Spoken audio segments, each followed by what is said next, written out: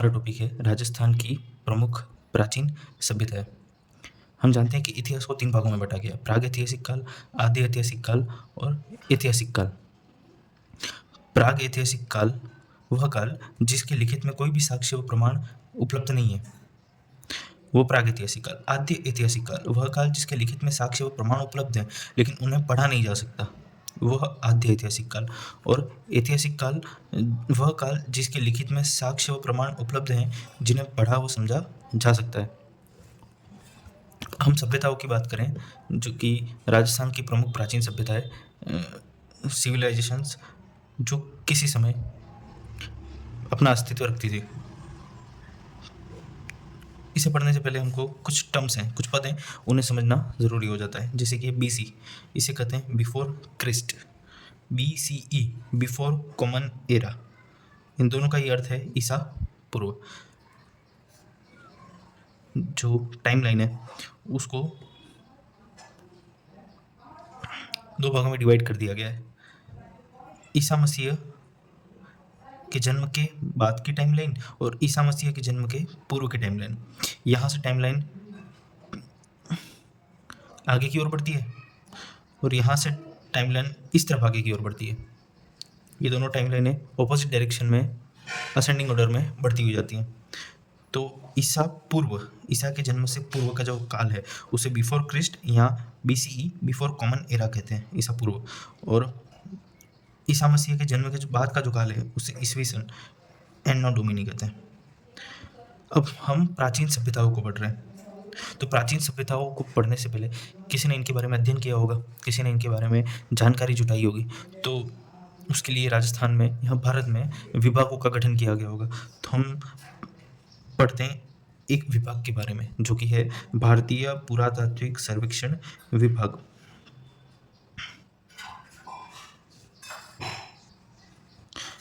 Archaeologic survey of India. पुरातात्विक स्रोतों की खोज एवं अध्ययन करने के लिए इसका निर्माण किया गया सन 1861 में। संस्थापक एवं प्रथम अधिनिदेशक अलेक्जेंडर कनिंघम। 1888 में वित्तीय कमी के कारण विभाग को बंद करना पड़ा। 1902 में लॉर्ड कर्जन द्वारा पुनर्गठन, महानिदेशक जॉन मार्शल। ASI का मुख्यालय जो है वो दिल्ली में है। और जब ASI का गठन किया तो ये पूरे भारत में तो ये काम कर नहीं सकता है, इसकी अलग अलग ब्रांचेस भी डेवलप करनी पड़ेंगी। तो ASI के कुल मंडल 24, और इस 24 मंडलों में से राजस्थान में 2 मंडल यानी कि 2 ब्रांचेस बनेगी। वो 2 ब्रांचेस कौन कौन सी हैं? एक तो है जयपुर में और एक है जोधपुर में। राजस्थान में पुरातात्विक सर्वेक्षण का कार्य पहली बार 1871 में किया था ACL कालाइल द्वारा। कहाँ किया गया? दौसा में। राजस्थान पुरातात्विक विभाग एवं संग्रहालय 1950 जयपुर में बना। यानी कि जब भारत में 1861 में ASI की स्थापना हुई उसके 10 साल बाद ACL कालाइल ने दौसा में प्रारंभ कर दिया काम। पर जैसा कि हम जानते हैं कि वित्तीय कमी के कारण 1888 में इसको बंद कर दिया गया था, लेकिन 1902 में लॉर्ड कर्जन द्वारा इसका रिइंफोर्समेंट हुआ, पुनर्गठन हुआ और इसके महानिदेशक बनाए गए जॉन मार्शल। और फिर 1950 में राजस्थान पुरातत्व विभाग एवं संग्रहालय बनाया गया, जो कि इस बीच में खोजी गई सभी चीज़ों का संग्रहालय था, म्यूजियम था। 1950 जयपुर। अब हम पढ़ते हैं कि पाषाण काल में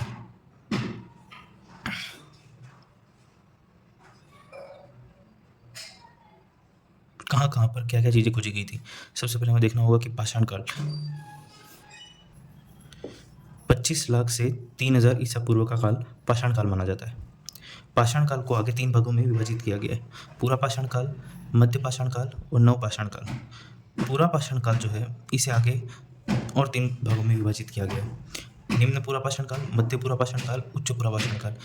परीक्षा की दृष्टि से बहुत ही महत्वपूर्ण बिंदु है। हम जानते हैं पाषाण काल 25 लाख से 3000 ईसा पूर्व, पूरा पाषाण काल 25 लाख से 10,000 ईसा पूर्व, फिर 10,000 ईसा पूर्व से 4,000 ईसा पूर्व मध्य पाषाण काल और 4,000 से 3,000 ईसा पूर्व नव पाषाण काल। अब पूरा पाषाण काल के तीनों भाग जो हैं उसमें निम्न पूरा पाषाण काल जो है 25 लाख से 1 लाख ईसा पूर्व, 1 लाख से 40,000 ईसा पूर्व मध्य पूरा पाषाण काल और 40,000 से 10,000 ईसा पूर्व उच्च पूरा पाषाण काल। हम पूरा पाषाण काल के बारे में अध्ययन करते हैं। 25 लाख ईसा पूर्व से 10,000 ईसा पूर्व। मानव का इसमें कोई भी स्थायी निवास नहीं था। पहिए का आविष्कार नहीं हुआ था। धार्मिक जीवन की जानकारी भी नहीं थी। अब पूरा पाषाण काल का पहला भाग निम्न पूरा पाषाण काल। इस काल के जो प्रमाण हैं ये हमें बेराट से मिलते हैं। 1870 में C.A. हैकेट ने इसकी खोज करी थी। हैंडेक्स, क्लीवर और विदारणी। हैंडेक्स यानी कि हस्त कुठार या पत्थर की कुल्हाड़ी, क्लीवर और विदारणी, इस प्रकार के औजार हमें बेराट से मिलते हैं, जो कि निम्न पूरा पाषाण काल के स्रोत हैं। बेराट जैसे उपकरण इंद्रगढ़ से भी प्राप्त होते हैं। इंद्रगढ़ जो कि कोटा वाले क्षेत्र में आता है। झालावाड़ 1908 में सेटनाकर द्वारा 1908 में बूढ़ा पुष्कर, अजमेर और जैसलमेर, यहाँ से निम्न पूरा पाषाण काल के प्रमाण श्री ऑलचेन, गाउडी और टी हेगड़े ने खोजे थे। जालोर, यहाँ खोज श्रीमती बी आलचिन ने करी थी। बूढ़ा पुष्कर, अजमेर और जैसलमेर में खोज करी थी श्री आलचिन ने, और जालोर में खोज करी थी श्रीमती बी आलचिन ने। अन्य स्थान इसकी ट्रिक है DJCMCAG। डी से डिडवाना, जे से जायल नागौर, सी से सोनिक चित्तौड़गढ़, एम से मोगरा पठार, सी से सिंधी तालाब, ए से अमरपुरा, जी से गंभीर नदी नागौर। ये सिंधी तालाब और अमरपुरा है नागौर में। जी जो है वो गंभीर नदी। राजस्थान में निम्न पूरा पाषाण काल के प्रमाण फ्रांस, ईरान के साक्ष्यों से समानता रखते हैं। राजस्थान में निम्न पूरा पाषाण काल के प्रमाण फ्रांस, ईरान के साक्ष्यों से समानता रखते हैं। अतः एएसआई द्वारा इस काल को एशुलिन कहा गया। यानी कि जो निम्न पूरा पाषाण काल है इसको फ्रांस और ईरान से समान, यहाँ के उपकरण की फ्रांस और ईरान से समानता है, इसलिए इसका नाम एशुलिन संस्कृति रखा गया। मध्य पूरा पाषाण काल फलक संस्कृति और उच्च पूरा पाषाण काल ब्लेड ब्यूरिन संस्कृति। अब हम मध्य पूरा पाषाण काल जो कि फलक संस्कृति है, इसमें प्राप्त उपकरण के बारे में जानेंगे, जो है खुरचनी, तक्षणी, बोधनी। प्रमुख स्थल जैसलमेर, लूणी नदी, बेडरिच नदी, होकरा या बरीघानी चित्तौड़गढ़, डोलो डिडवाना। ट्रिक ये हो जाएगी जलेबी होड़ो। ज से जैसलमेर, ल से लूणी नदी, बी से बेडच नदी, हो से होकरा, यहाँ बरीघानी चित्तौड़गढ़, डो से डोलो डिडवाना। उच्च पूरा पाषाण काल ब्लेड ब्यूरिन संस्कृति। होमोसेपियंस यानी कि ज्ञानी मानव इस काल में आया। गुफा चित्रकारी के प्रमाण चित्रकला की शुरुआत। होमोसेपियंस ज्ञानी मानव इस काल में आया। गुफा चित्रकारी के प्रमाण और चित्रकला की शुरुआत इस काल से मानी जाती है। ब्लेड ब्यूरिन संस्कृति। और जब चित्रकला की शुरुआत मानी जाती है तो हमें यहाँ चित्रकला के साक्ष्य भी मिलेंगे, जैसे कि हमको मिलते हैं बेराट से। यहाँ से सर्वाधिक बर्ड रॉक पेंटिंग प्राप्त हुई है। बर्ड रॉक पेंटिंग कहाँ से प्राप्त हुई है? बेराट से। चट्टानों पर पक्षियों के चित्र मिले। बर्ड रॉक पेंटिंग, चट्टानों पर पक्षियों के चित्र। प्राचीन युग की चित्रशाला गरदड़ा, छाजा नदी के किनारे स्थित। अब बेराट के बाद अगला स्थल है इसका गरदड़ा, छाजा नदी के किनारे स्थित। और बर्ड राइडर रॉक पेंटिंग यहाँ से मिली हमको। तो दो अलग अलग प्रकार की पेंटिंगें मिली है। बर्ड राइडर रॉक पेंटिंग तो मिली है गरदड़ा में, छाजा नदी के किनारे, और बर्ड रॉक पेंटिंग मिली है हमें बेराट से। आलनिया कोटा जो है प्राक ऐतिहासिक पाषाणकालीन शैलाश्रयों मिले यहाँ से, और उच्च पुरा पाषाणकालीन चित्रों की भी खोज की गई है, जो कि अलग अलग इतिहासकारों द्वारा की गई है। जैसे कि डॉक्टर जगत नारायण पुरी ने यहाँ पे प्रागैतिहासिक पाषाणकालीन शैलाश्रय यानी कि शिलों पर उनकी चित्रित चित्र शैलाश्रय, पाषाणकालीन शैलाश्रय की खोज करता डॉक्टर जगत नारायण पुरी, और प्राप्त उच्च पुरा पाषाणकालीन चित्र की खोज करता डॉक्टर जगत नारायण पुरी। दर भरतपुर उच्च पुरा पाषाणकालीन पशु पक्षियों के चित्रों की खोज, यहाँ पे वीएस वाकण करने के लिए। दर भरतपुर उच्च पुरा पाषाणकालीन पशु पक्षियों के चित्रों की खोज, वीएस वाकणकर। भीमलत बूंदी में भी उच्च पुरा पाषाणकालीन प्रमाण मिलते हैं। हरसोरा, कोटपुतली, बहरोड, सोहनपुरा नीम का थाना में आता है, बूढ़ा पुष्कर अजमेर में आता है और डिडवाना नागौर में आता है। बेराट, डिडवाना, झायल, अमरपुरा इत्यादि हैं निम्न पूर्व पाषाण काल के स्थान। बेराट, डिडवाना, झायल, अमरपुरा हमने पढ़ा था। डीजे, सीएम, सीए, जी, तो इसमें आते हैं सब डिडवाना, झायल, अमरपुरा, बेराट, इन निम्न पूर्व पाषाण काल के स्थल है। डिडवाना, बेराट, हरसौरा, सोनपुरा इत्यादि हैं उच्च पूर्व पाषाण काल के स्थल। और डिडवाना, जैसलमेर, बेराट और बूढ़ा पुष्कर ये भी कहाँ के स्थल है? पूरा उच्च पूर्व पाषाण काल के स्थल है। निम्न में से किस काल में अग्नि के प्रमाण प्राप्त हुए? तो अग्नि के प्रमाण भी हमको कहाँ से प्राप्त हुए? उच्च पूर्व पाषाण काल में। समझने वाली बात है कि हम जानते हैं कि उच्च पूर्व पाषाण काल में होमो सेपियंस के प्रमाण मिले जो कि ज्ञानी मानव। अब ज्ञानी मानव की खोज करेगा अग्नि की। निम्न पाषाण काल के जो 3 स्तर थे, पूरा पाषाण काल, मध्य पाषाण काल व उत्तर पाषाण काल, नव पाषाण काल। तो उसमें से पूरा पाषाण काल के 3 स्तरों का हमने अध्ययन कर लिया। अब हम मध्य पाषाण काल की बात करेंगे। तो मध्य पाषाण काल के जो स्तर है वो है भागोर, भिलवाड़ा, तिलवाड़ा जो कि बालोतरा में है, बाड़मेर में, पंचपदरा, बालोतरा बाड़मेर, कुंडा, ओला, जैसलमेर, सोजत, पाली, ये सारे जो है वो मध्य पाषाण काल के स्थल हैं। बागोर, भिलवाड़ा, तिलवाड़ा, बालोतरा, पंचपदरा, बालोतरा, कुंडा, औला, जैसलमेर, सोजत, पाली। पशुपालन प्रारंभ हो गया था। कृषि भी प्रारंभ। मृदबाण का निर्माण परीक्षित नहीं थे, इतने सटीक नहीं थे। मृदबाण कैसे नहीं थे? परीक्षित नहीं थे, सटीक नहीं थे, क्वालिटी वाइज सही नहीं थे, पर मृदबाण का निर्माण हो गया था, ऐसा हम मध्य पाषाण काल में मानते हैं। इस काल में माइक्रोलिथ उपकरण, लघु पाषाण उपकरण के प्रमाण मिलते हैं। मध्य पाषाण काल में लघु पाषाण उपकरणों के प्रमाण मिलते हैं, माइक्रोलिथ उपकरण। मध्य पाषाण काल में प्रयोग लिए जाने वाले पत्थर चर्ट, एगेट, जेस्पर, क्वार्ट्जाइट और कार्नोलियम। मध्य पाषाण काल के उपकरण लूनेट, क्रेसेंट, ब्लेड, इग्रेवर, ट्रेपेज, पॉइंटर। मध्य पाषाण काल में प्रयोग लिए जाने वाले पत्थर चर्ट, एगेट, जेस्पर, क्वार्ट्जाइट, कार्नोलियम। मध्य पाषाण काल के उपकरण लूनेट, क्रेसेंट, ब्लेड, इग्रेवर, ट्रेपेज, पॉइंटर। तो पत्थरों के प्रकार तो क्या है? चर्ट, एगेट, जेस्पर, क्वार्ट्जाइट, कार्नोलियम, ये सब पत्थरों के प्रकार हैं। और उपकरण कौन कौन से माने? तो लूनेट, क्रेसेंट, ब्लेड, इग्रेवर, ट्रेपेज, पॉइंटर, ये सारे उपकरण हैं।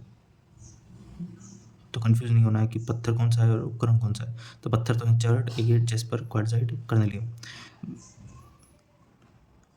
बागोर जो कि कोठारी नदी के तट पर भिलवाड़ा जिले में स्थित है, इसकी खोज व उत्खनन जो है वो 1969-69 में वीएन मिश्र और एल लेशनिक ने करी थी।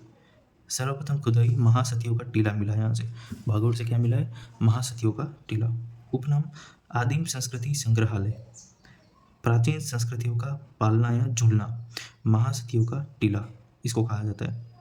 आदिम संस्कृति संग्रहालय कहा जाता है, प्राचीन संस्कृतियों का पालना या झूलना कहा जाता है, महासतियों का टीला कहा जाता है। भागोर सभ्यता से 3 अलग अलग युग की संस्कृतियों के अवशेष प्राप्त हुए हैं। भागोर सभ्यता से 3 अलग अलग युग की संस्कृतियों के अवशेष प्राप्त हुए हैं। पाषाण काल साक्ष्य, ताम्र पाषाण काल के साक्ष्य और लोहा युग के साक्ष्य। तो यहाँ पे 3 अलग अलग युग की संस्कृतियों के अवशेष मिले। पाषाण काल के क्या अवशेष मिले? पशुपालन। राजस्थान और भारत में पशुपालन के प्राचीनतम साक्ष्य यहाँ से प्राप्त होते हैं, भागोर से। कृषि 14 प्रकार की, पशुओं का बाड़ा मिला है, कसाई खाना मिला है, अंत्येष्टि संस्कार की जानकारी, सिर पश्चिम तो पैर पूर्व में।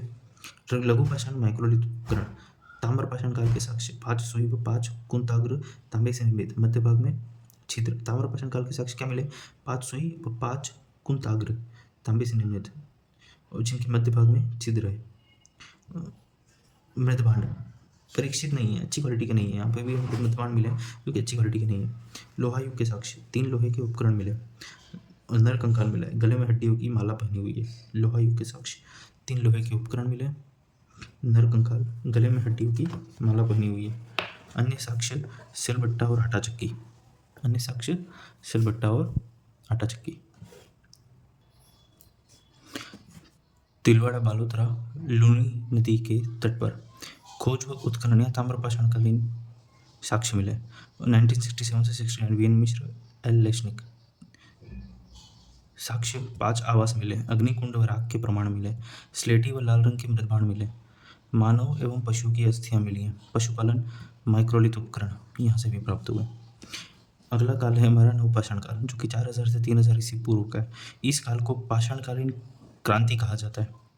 गार्डन चाइल्ड ने कहा है, पहिए का आविष्कार हो गया था, उन्नत कृषि प्रारंभ हो गई थी, स्थायी जीवन प्रारंभ हो गया था, वस्त्र निर्माण प्रारंभ हो गया था, धातु विज्ञान की जानकारी हो गई थी, चाक पर परीक्षित मृदभांडों का निर्माण प्रारंभ। अभी तक हमने पढ़ा था कि परीक्षित मृदभांड नहीं थे, परीक्षित अच्छी क्वालिटी के मृदभांड नहीं थे, न तो पाषाण काल में थे न मध्य पाषाण काल में थे, लेकिन नवपाषाण काल में हमें परीक्षित मृदभांड भी मिलने लग गए। नवपाषाण काल के मुख्य स्थल जो हैं वो हैं टोंक, टोंक में है भरनी और देवली, भीलवाड़ा में हमीरगढ़, शाहपुरा में जहाजपुर, चित्तौड़गढ़ में नवघाट और भैंसरोडगढ़, और अगला है बूढ़ा पुष्कर। टोंक, भीलवाड़ा, शाहपुरा, चित्तौड़गढ़, बूढ़ा पुष्कर नवपाषाण काल के मुख्य स्थल हैं। हमारी पहली सभ्यता है कालीबंगा सभ्यता। हम आज कालीबंगा सभ्यता का अध्ययन करेंगे। ये स्थित है हनुमानगढ़ में। नदी है घग्गर नदी, जिसे दृश्यवती नदी भी कहते हैं। शब्द कालीबंगा पंजाबी भाषा का है और सिंधी भाषा का। अर्थ काली चुड़िया। कालीबंगा का अर्थ होता है काली चुड़िया। काल इसका है आद्य ऐतिहासिक। युग इसका है कांस्य युगीन। जीवन जो है वो नगरीय सभ्यता। परिवार मातृसत्तात्मक। जीवन कैसा है? नगरीय सभ्यता मुख्यतः। और परिवार कैसा? मातृसत्तात्मक। उपनाम दीनहीन बस्ती, काफ़ी गरीब सभ्यता थी ये। ऋग्वेद क्षेत्र बहुधन्यदायक। खोज 1952-53 में अमलानंद घोष द्वारा। उत्खनन 61-69 में इसे खोज लिया गया था 52-53 में अमलानंद घोष द्वारा कि एक सभ्यता है कालीबंगा नाम की। पर इसका जब उत्खनन हुआ उसमें टाइम लग गया। उत्खनन 61 से 69 के बीच में हुआ। उत्खनन करता जेवी जोशी, एमडी खरे, बीवीलाल, बीके थापर। जेवी जोशी, एमडी खरे, बीवीलाल, बीके थापर, इन्होंने किया था उत्खनन। सर्वप्रथम जानकारी मिलती है एल्पिटे स्टोरी और इसका समर्थन किया था ऑरेल एस्टेन ने। बीकानेर में एक सभ्यता मिली, सौंथी सभ्यता, जो कि कालीबंगा फर्स्ट के नाम से जानी जाती है। ये सभ्यता कालीबंगा फर्स्ट के नाम से जानी जाती है। कालीबंगा का उत्खनन 5 स्तरों में हुआ। पहले के 2 स्तर पूर्व हड़प्पाकालीन और बाकी के जो 3 स्तर थे वो हड़प्पाकालीन थे। कालीबंगा सभ्यता से निम्न 3 कालों की जानकारी मिलती है: पूर्व हड़प्पा काल, हड़प्पा काल और उत्तर हड़प्पा काल। कार्बन 14 कार्बन डेटिंग वैज्ञानिक विधि के अनुसार इसका समय 2350 ईसा पूर्व से 1700 ईसा पूर्व बताया गया। और इसका जो समृद्धि काल था वो था 2200 से लेकर 1700 ईसा पूर्व तक का इसका समृद्धि काल था। कालीबंगा सिंधु घाटी सभ्यता की तीसरी राजधानी बताया गया। कालीबंगा को सिंधु घाटी सभ्यता की तीसरी राजधानी बताया डॉक्टर दशरथ शर्मा द्वारा। कालीबंगा जो 2400 से 2250 तक तो ग्रामीण सभ्यता थी, फिर इसका विकास होकर ये शहरी या नगरीय में बन गई 2200 से 1700 ईसा पूर्व तक। कालीबंगा से भूकंप के प्रमाण मिलते हैं। लकड़ी की नालियाँ, ऊँट पालने और शल्य चिकित्सा, बच्चे का छिद्रित कपाल खंड 6 छिद्र, इन सब की जानकारी सर्वप्रथम कालीबंगा से ही मिलती है। क्या क्या मिलता है? भूकंप के प्रमाण, क्या भूकंप आया होगा क्योंकि दीवारों में क्रैम्प्स आए। लकड़ी की नालियाँ, ऊँट पालने, शल्य चिकित्सा, बच्चे का छिद्रित कपाल खंड 6 छिद्र। अब ये 6 छिद्र कपाल में है, इसी वजह से हम कह सकते हैं या तो वो तांत्रिक विद्या जानते होंगे या हम कह सकते हैं कि वो किसी न किसी प्रकार की शल्य चिकित्सा जानते होंगे। तो इसी वजह से इसके भी प्रमाण मिलते हैं। कालीबंगा से हल से जुते खेत, 7 आयताकार हवन कुंड जिन्हें अग्निवेदिका। कालीबंगा से हल से जुते खेत, 7 आयताकार हवन कुंड जिन्हें अग्निवेदिका, तंदूर चूल्हे, तांबे की वृषभ मूर्ति, बेलनाकार मोहरे। मोहरे जो है बेलनाकार, उसे सेल खड़ी हैं स्टेटाइड पत्थर से निर्मित थी। ये जो मोहरे थी बेलनाकार, ये सेल खड़ी हैं स्टेटाइड पत्थर से निर्मित। आयताकार, वर्गाकार, वृत्ताकार और बेलनाकार 4 प्रकार की मोहरे यहाँ से प्राप्त हुई है। लाल, काले, भूरे मृदभांड, आरबीजी, रेड, ब्लू, ग्रे मृदभांड। सौंदर्य प्रसाधन सामग्री भी यहाँ से मिली है। पैमाना, मनके आदि की जानकारी मिलती है। ये जो बेलनाकार मोहरे हैं ये मेसोपोटामिया से बाह्य संबंध को प्रदर्शित करती है कि कालीबंगा का मेसोपोटामिया से बाह्य संबंध रहा होगा। और वर्गाकार मोहरे जो है सर्वाधिक मात्रा में पाई गई है यहाँ से। मोहरे यानी कि एक तरीके से कालीबंगा से घोड़े के साक्ष्य प्राप्त नहीं हुए और 16 के गुणज में बाट मिले। ये नोट करने वाली बात है कि कालीबंगा से घोड़े के साक्ष्य प्राप्त नहीं हुए, ऊँट के हुए, बेल के हुए, वृषभ यानी कि बेल, तो बेल के हुए, पर घोड़े के साक्ष्य यहाँ से प्राप्त नहीं हुए और 16 के गुणज में बाट मिले। जैसे कि आजकल हम जो बाट यूज़ करते हैं वो 5 के गुणे में करते हैं, जैसे कि 5 ग्राम, 10 ग्राम, 25 ग्राम, 500 ग्राम, 1000 ग्राम, 2 किलो, 5 किलो, तो हम 5 के गुणज में यूज़ करते हैं। तो इस टाइम में 16 के गुणज के बाट मिले। कालीबंगा से सूती कपड़े में लिपटा हुआ उस्तरा मिला है, उस्तरा मिला है जो किसमें लिपटा हुआ है, सूती कपड़े में। तो इसका ये भी मतलब हुआ कि कपास या सिडन, सूती कपड़ा यानी कपास या सिडन, तो ये कपास की खेती भी करते थे। यहाँ से मुद्रा प्राप्त नहीं हुई, अतः वस्तु विनिमय, मुद्रा किसी भी प्रकार की है, करेंसी किसी भी प्रकार की यहाँ से प्राप्ति नहीं हुई है। तो ये संभावना है कि ये लोग वस्तु विनिमय करते होंगे, वस्तु के बदले वस्तु देना। कालीबंगा से लोहे, मातृदेवी की मूर्ति, ईंटों के भट्टे, घोड़े पालने तथा मंदिर के अवशेष नहीं मिले। जैसे कि मैंने पहले बताया कि यहाँ से लोहे, मातृदेवी की मूर्ति, ईंटों के भट्टे, घोड़े पालने तथा मंदिर के अवशेष नहीं मिले। कांस्य युगीन संस्कृति है तो लोहे के अवशेष तो वैसे भी नहीं मिलेंगे। वृषभ की मूर्ति मिली है, मातृदेवी की मूर्ति नहीं मिली, ईंटों के भट्टे भी नहीं मिले हैं यहाँ से, घोड़े पालने के भी प्रमाण नहीं मिले हैं और मंदिर के अवशेष भी नहीं मिले हैं। ये सब वह चीज़ें हैं जो नहीं मिली। कालीबंगा से गेहूँ, जौ, चावल, चना, सरसों, कपास आदि फसलों की जानकारी मिलती है। गेहूँ, जौ, चावल, चना, सरसों, कपास आदि फसलों की जानकारी मिलती है। यहाँ से एक साथ 2 फसल उग जाने यानी कि मिश्रित फसल और कृषि की जानकारी भी मिलती है। जैसे कि सरसों के साथ चना उगा दिया है, गेहूँ के साथ जौ उगा दिया है। बहुधान्यदायक सभ्यता है ये, क्योंकि यहाँ पे धान की खेती बहुत ज़्यादा होती थी, बहुत ज़्यादा मात्रा में फसलें थी, इसलिए इसे बहुधान्यदायक सभ्यता भी कहा जाता है। कालीबंगा से पत्थर के सिलबट्टे प्राप्त हुए हैं, कालीबंगा से पत्थर के सिलबट्टे प्राप्त हुए हैं। कालीबंगा सभ्यता के समान प्राग हड़प्पा के अवशेष कोट दीजी पाकिस्तान से प्राप्त हुए। कालीबंगा सभ्यता के समान प्राग हड़प्पा के अवशेष कोट दीजी पाकिस्तान से प्राप्त हुए। कालीबंगा में जो प्राग हड़प्पा के अवशेष मिले, सेम वैसे अवशेष कोट दीजी पाकिस्तान से भी मिले और यह सभ्यता मेसोपोटामिया सभ्यता के समकालीन मानी जाती है। तो सही बात है, मैंने जैसा कि कहा कि बेलनाकर जो मोहरें हैं वो मेसोपोटामिया से बाह्य संबंध प्रदर्शित करती हैं। इसका मतलब उस काल में मेसोपोटामिया जो कि फारस की एक सभ्यता है वो रही होगी। कालीबंगा से अंतिम संस्कार शवाधान की 3 विधियां मिली हैं, पूर्ण शवाधान, आंशिक शवाधान और कलश शवाधान या मिश्रित शवाधान। पूर्ण शवाधान में पूर्ण शरीर दफनाते थे, सिर उत्तर में, पैर दक्षिण में, वस्त्र, खाद्य सामग्री कब्र में। युगल शवाधान कब्र प्राप्त अर्थात सती प्रथा के प्रमाण, 2 शव एक साथ मिले यानी कि सती प्रथा के प्रमाण मिले। आंशिक शवाधान यानी पशु पक्षियों हेतु छोड़ देना, शेष भाग दफना देना, किसी की मर जाने पर उसको पशु पक्षियों के लिए छोड़ देते थे, पशु पक्षियों के खाने के बाद जो बच जाता उस शेष भाग को दफना देते थे। अगला जो भाग है वो है कलश शवाधान। कलश शवाधान यानी कि मिश्रित शवाधान, मृत व्यक्ति के कपड़े एवं आभूषण दफनाना, प्रतीक के रूप में कलश दफनाना, प्रतीकात्मक कब्र। कलश शवाधान यानी मिश्रित शवाधान, इसे ही मिश्रित शवाधान कहते हैं। ये मृत व्यक्ति के कपड़े एवं आभूषण दफनाना, प्रतीक के रूप में कलश दफनाना, इसे प्रतीकात्मक कब्र भी कहते हैं। कालीबंगा से कब्रों में मानव की उपयोगी वस्तुएं मिली हैं। यहाँ से युगल समाधि, प्रतीकात्मक कब्रों, अंडाकार चिरायु कब्रों की जानकारी मिलती है। कुल 37 कब्रें यहाँ से प्राप्त हुई हैं। 17 आयताकार हैं, 5 अंडाकार हैं और बाकी 15 जो हैं वो गोलाकार या वृत्ताकार कब्रें।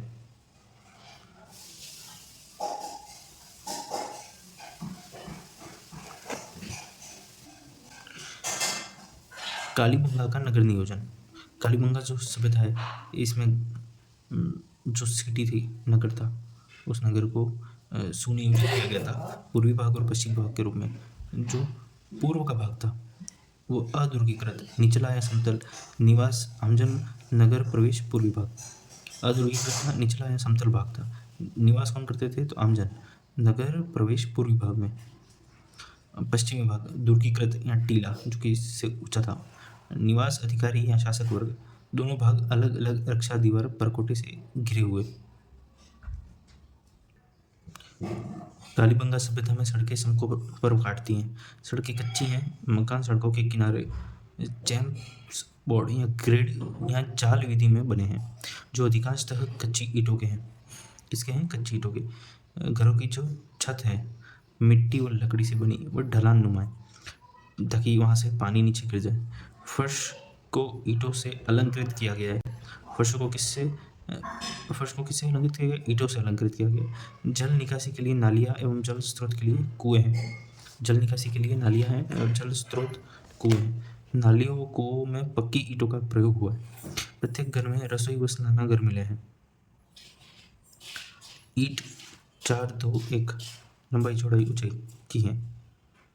कालीबंगा से युद्ध लड़ाई की जानकारी नहीं मिलती। जीवन शांति प्रिय। सड़क का मध्य चौराहा ऑक्सफोर्ड सर्कल। कालीबंगा की जो लिपि है वो है सैंधव लिपि। सिंधु घाटी सभ्यता की लिपि है, इसलिए इसे सैंधव लिपि कहते हैं। बूस्ट्रोफेदन लिपि कहते हैं। चित्राक्षर लिपि कहते हैं क्योंकि इसमें चित्र और अक्षरों का सम्मिश्रण है। भाव चित्रात्मक लिपि या पिक्टोग्राफी। लिपि में अक्षर न होकर चित्र है। सर्वाधिक चित्र मछली का प्रयोग हुआ है। इस लिपि को दाएं से बाएं, बाएं से दाएं सर्पाकार में लिखा है।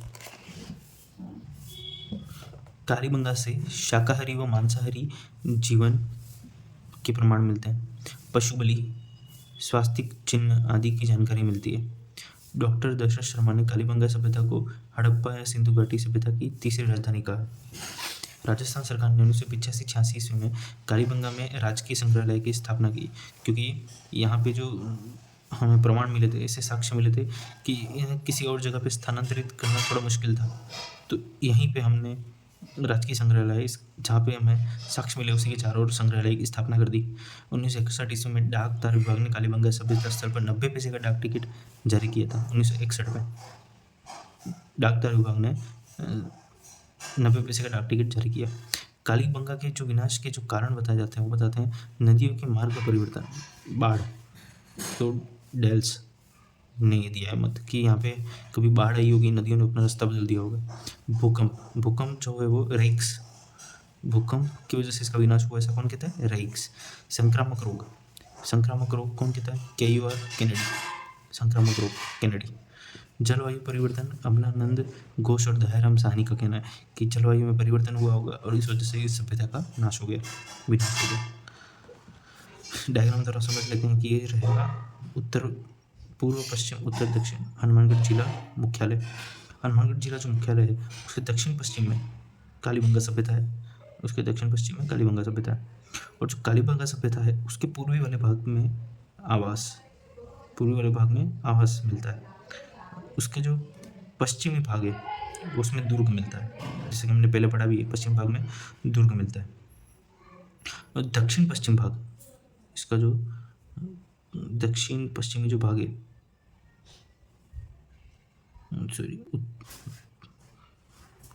पश्चिमी भाग है उसमें नगर है।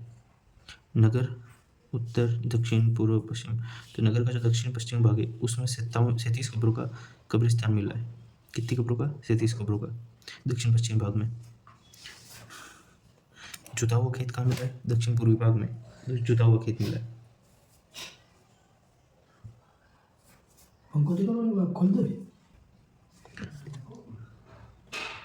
यहाँ से 8 अग्निवेदिका है, 7 + 1। इसका ये मतलब है कि 5 चबूतरे मिले आयताकार, 5 आयताकार चबूतरे मिले हैं, जिसमें से एक में तो 7 वेदिकाएं बनी हुई है एक साथ, और एक जो है चबूतरा उसमें कुआं और अग्नि वेदिका दोनों चीज़ें मिली है।